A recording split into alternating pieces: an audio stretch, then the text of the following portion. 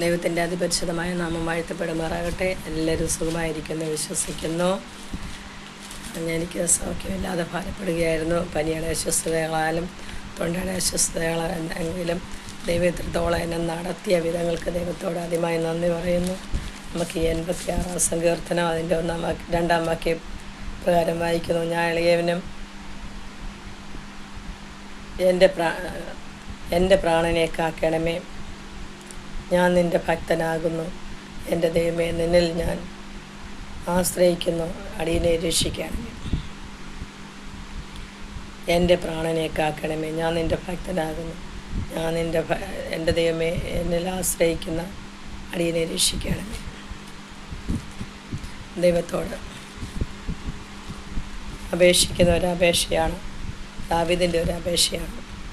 ദൈവമേ, എൻ്റെ പ്രാണനെ കാക്കണമേ. തൻ്റെ മകനായ അബ്ശാലോമിൽ നിന്നും നമ്മൾക്കെല്ലാവർക്കും അറിയാവുന്ന കാര്യമാണ്. ഓടി രക്ഷപ്പെടുമ്പോൾ ദൈവത്തോട് അപേക്ഷിക്കുന്ന ഒരപേക്ഷയാണ്. ദൈവമേ, എൻ്റെ പ്രാണനെ കാക്കണമേ. നമുക്ക് ഓരോരുത്തർക്കും അപേക്ഷിക്കാം ദൈവത്തോട്. നമ്മുടെ പ്രാണനെ കാക്കേണ്ടതിന് അവൻ നമ്മെ കാലിന് വീഴ്ചയിൽ നിന്നും പ്രാണനെ മരണത്തിൽ നിന്നും വെടിവെച്ച യഹോവയ്ക്ക് നമുക്ക് എത്ര സ്തുതിച്ചാലും മതി വരത്തില്ല. ഓരോ ദിവസവും നമ്മളെ നടത്തുന്ന ആ വിധങ്ങൾക്കായി നമുക്ക് നന്ദി അർപ്പിക്കാം. ചേറ്റിൽ കിടന്ന് നമ്മളെ ഇത്രത്തോളം നടത്തി ഉയർത്തി പരിപാലിച്ചു അവൻ്റെ കൃപകൾ ഓർക്കുമ്പോൾ നമുക്ക് നന്ദിയല്ലാതെ ഒന്നും പറയുവാനില്ല. ദാവീദിനോട് ചേർന്ന് നിന്നുകൊണ്ട് നമുക്ക് പറയാം, ദൈവമേ, എൻ്റെ പ്രാണനെ രക്ഷിക്കണമേ, വിടുവിക്കണമേ എന്ന്. നിലയില്ലാത്ത കയങ്ങളിൽ നിന്നൊക്കെ നമ്മളെ വിടുവിച്ച ആ ദൈവത്തിൻ്റെ വിടുതൽ ഓർത്താൽ, അവൻ്റെ കരുതൽ ഓർത്താൽ നമുക്ക് സ്തുതിക്കാതിരിക്കാൻ നാവുകൾ പോരാ. എത്ര സ്തുതിച്ചാലും മതി വരില്ല. സ്തുതിപ്പാൻ 1000 നാവുകളൊന്നും പോരാ.